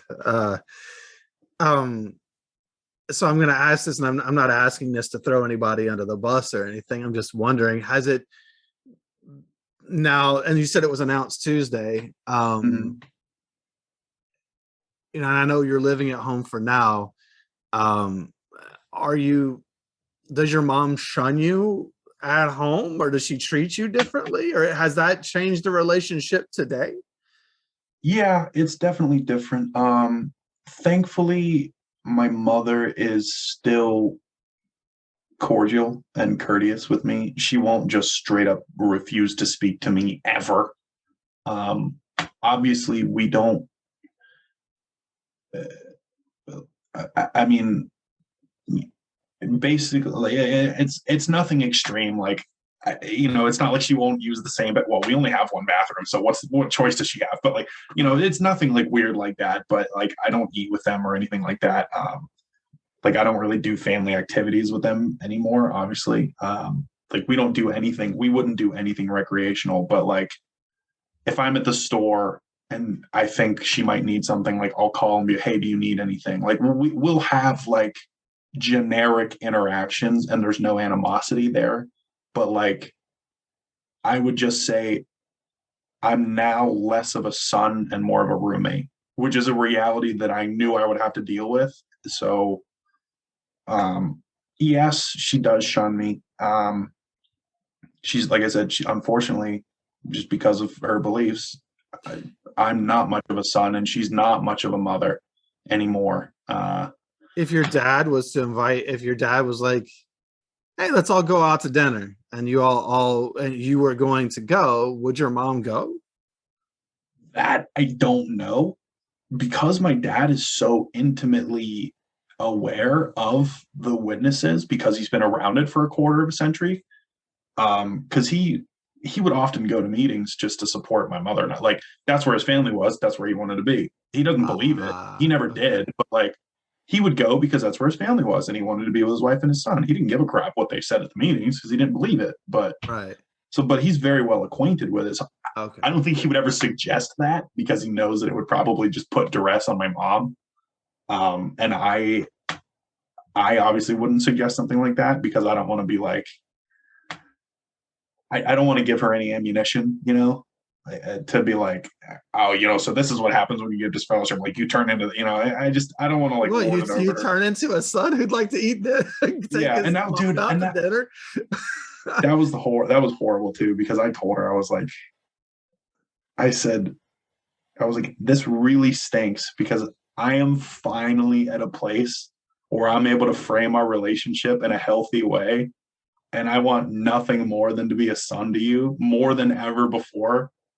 And now you're not going to let me. I was like, that is terrible, you know? Again, it's it's normal because they have this victim blaming culture to feel like you being the one who's leaving is hurting them, but they're the ones hurting you. Yeah. And it is tough, I Mm-hmm. agree. I'm a far better person than I ever was as one of Jehovah's Witnesses today. Yeah. And my family missed out and is missing out on the best of my life. um Yeah. and uh that's on them. That was their choice.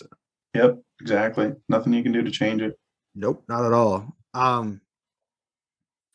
Well, I know this is all really fresh. So I guess for those who listen, so you were officially announced on Tuesday. It is now Saturday. This will come out in 6 weeks, so it will be 6 weeks on when this Mm-hmm. is released. But um, so I know this is very fresh. I can't, there are questions I ask people, what do you enjoy about your new life? Blah, blah, blah. Like you Yeah. can't really do that in this case so much. I mean, you did allude to some freedom, Yeah. I believe earlier. And I know you've already done one thing if you care to share. But Oh yeah. Yeah. Yeah. Yeah. uh Yeah. but that's up to you if you want, if Oh you yeah. want No. to. Sure. Sure. Sure. Okay. Yeah. So I I was originally going to get it done the night that they made the announcement, but I ended up getting it done the week before. But I got this little tattoo that says "I am enough," um, and I did not get it inconspicuously placed like that to try and hide it. I got it put there because it's for me. I don't care if anybody else sees it. If they see it, they see it. I don't care. It's for me. It's a reminder for me that I am enough finally. And yeah, like I said, I know usually you're like, yeah, what do you enjoy about your new life? I do enjoy not having that shame, not having that existential dread. And I think right now, currently, the biggest benefit that I've enjoyed is basically the reframing of my whole history. Like now that I understand why my mother made all the decisions she made. I understand why my dad made all the decisions that he made. And I feel like I have finally like healed from all that and am ready to like have a good, healthy, loving relationship with them. And thankfully, I am in a place where I can have that with my dad. And I am still grateful that I at least accorded my mother respect in my leaving and told her that I'm ready to be I'm ready to have that relationship if you ever, are ready to. So um yeah, I just enjoy not being shamed about stuff that doesn't matter. Like because it doesn't matter. It really doesn't. Like it matters what kind of person you are, not like it. Yeah. So I uh, understand. So part of acceptance means letting go of the hope that things could have been different.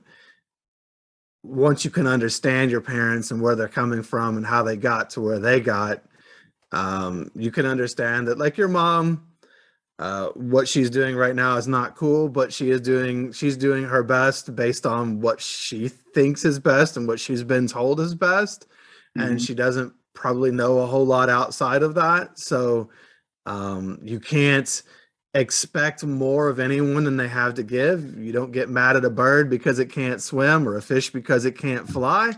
These are the skills that they have. This is what your mom has.